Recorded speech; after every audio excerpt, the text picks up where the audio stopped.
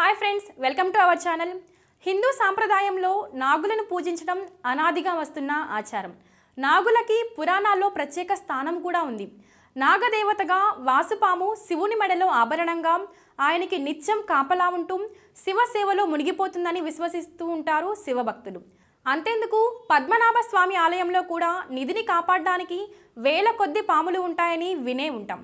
ఇలా ఎన్నో కథల్లో దేవుడి విగ్రహాలకి దేవుడు సంపదని కాపాడడానికి పాములు కాపలాగా రక్షిస్తూ ఉంటాయని చెప్తుంటారు.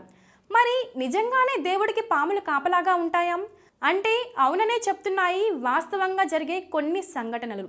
ఓవైపు పాములకి జ్ఞాపక శక్తి లేదనే సైంటిస్టులే జరుగుతున్న ఘటనలు చూసి ఆశ్చర్యపోతున్నారు. బీహార్ రాష్ట్రంలోని రత్నగిరి అనే గ్రామంలో బీడి భూమిలో ఇల్లు కట్టడానికి సిద్ధమయ్యారు. జేసీబీలను పిలిపించి పునాది తవ్వడానికి కూడా ప్రయత్నించారు. కొంచెం లోపలికి తవ్వగానే ఏదో రాయి గట్టిగా తగిలింది. దాంతో ఇంకా గట్టిగా తవ్వడం మొదలుపెట్టారు. అలా తవ్వుతున్న క్రమంలో ఓ పెద్ద పురాతన శివుడి విగ్రహం బయటపడింది. దాంతో అక్కడున్న వారంతా ఆశ్చర్యపోయారు. కాస్త పక్కకి తవ్వగానే వేల సంఖ్యలో పాములు బుసలు కొడుతూ బయటికి వచ్చాయి. వాటిని చూసిన ఊరి జనం ఇదంతా శివుడి మహిమేనంటూ ఆ పాములన్నీ శివుడి ప్రతిమకి కాపలాగా ఉన్నాయంటూ చెప్పుకున్నారు.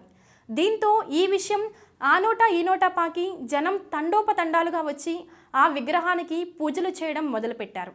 శివుడి విగ్రహం చుట్టూ వేల కొద్దీ పాములున్నాం, అక్కడికి వస్తున్న భక్తుల్ని మాత్రం ఏమీ చేయకపోవడం విశేషం.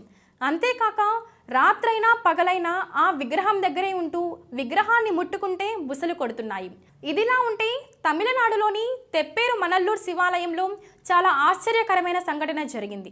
ఈ ఆలయంలో ఒక నాగపాము స్వయంగా శివుడికి పూజ చేసి అందరినీ ఆశ్చర్యపోయేలా చేసింది. ఒకరోజు ఉదయం ఆలయ పూజారి ఆలయానికి వచ్చి ద్వారాలు తెరిచే సమయానికి ఒక పాము శివలింగంపై ఉండడం, ఆ తర్వాత ఆ పాము అక్కడి నుంచి బిల్వపత్రాలు సేకరించి ఆ తర్వాత శివలింగం దగ్గరికి చేరుకొని నోటి ద్వారా ఆ బిల్వపత్రాలను శివుడికి పూజ చేసింది. దీంతో ఆ గుడికి వచ్చిన భక్తులు నిజంగానే శివ దర్శనం జరిగిందంటూ పూజలు చేయడం మొదలుపెట్టారు. అయినా ఆ పాము అలా ఎందుకు చేసింది? ఆ పాముని ఆ శివుడే పంపించి ఉంటాడని ఇప్పటికీ అక్కడి భక్తుల నమ్మకం.